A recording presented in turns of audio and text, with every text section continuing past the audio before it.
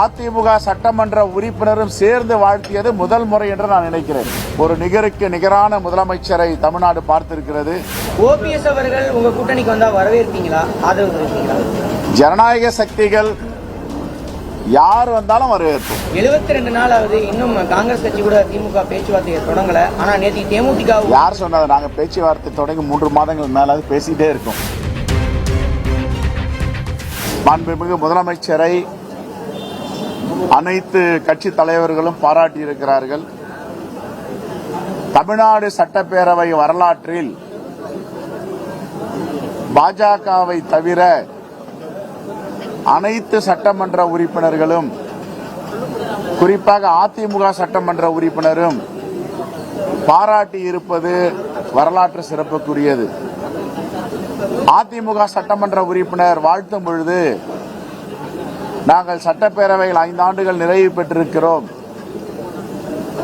அம்மையார் ஜெயலலிதா அவருடைய ஆசியோடு, புரட்சி தலைவர் எம்ஜிஆருடைய ஆசியோடு மீண்டும் தமிழ்நாட்டின் முதலமைச்சராக அண்ணன் தளபதி மு.க. ஸ்டாலின் அவர்கள் வருவார் என்று வாழ்த்தியிருக்கிறார். இதுதான் தமிழ்நாடு சட்டப்பேரவையில் அனைத்து கட்சிகளும் அதிமுக சட்டமன்ற உறுப்பினரும் சேர்ந்து வாழ்த்தியது முதல் முறை என்று நான் நினைக்கிறேன்.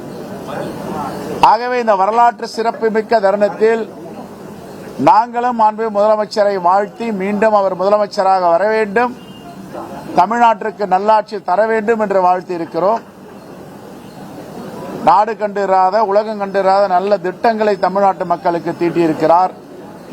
ஒரு நிகருக்கு நிகரான முதலமைச்சரை தமிழ்நாடு பார்த்திருக்கிறது. பத்திரிகையாளர்கள் தொடர்ந்து தன்னுடைய பத்திரிகை தர்மத்தை 4 தூண்களாக இந்த தேசத்தில் இருக்கின்ற 4வது தூணாக இருக்கின்ற ஜேர்னலிஸ்ட் எல்லோருக்கும் எங்களுடைய வாழ்த்துக்களையும் பாராட்டுகளையும் நன்றியும் தெரிவித்துக் கொள்கிறோம்.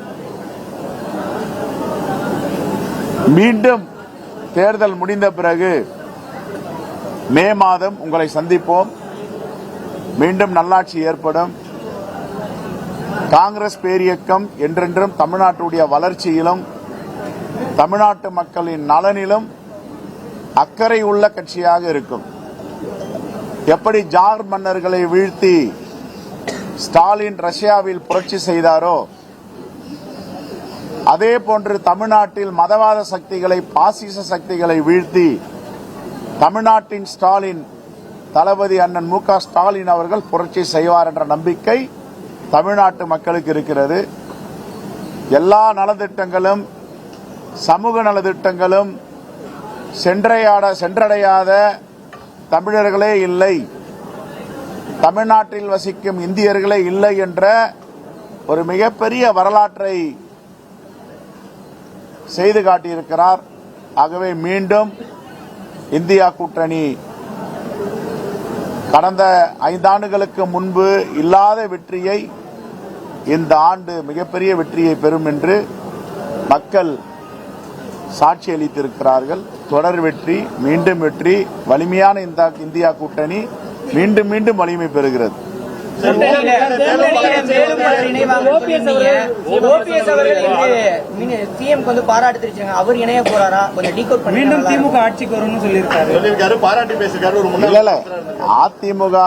அதிமுகவுடைய சட்டமன்ற உறுப்பினர், உசிலம்பட்டி சட்டமன்ற உறுப்பினர் ஐயப்பன் அவர்கள் சட்டப்பேரவையிலேயே அம்மா ஆட்சியும் புரட்சி தலைவர் ஆட்சியும் திமுக மீண்டும் ஆட்சிக்கு வருவதற்கு இருக்கிறது, தளபதி அண்ணன் மு.க. ஸ்டாலின் அவர்கள் மீண்டும் முதலமைச்சர் ஆவார் என்று அதிமுக சட்டமன்ற உறுப்பினர் வாழ்த்தி பேசியிருக்கிறார்.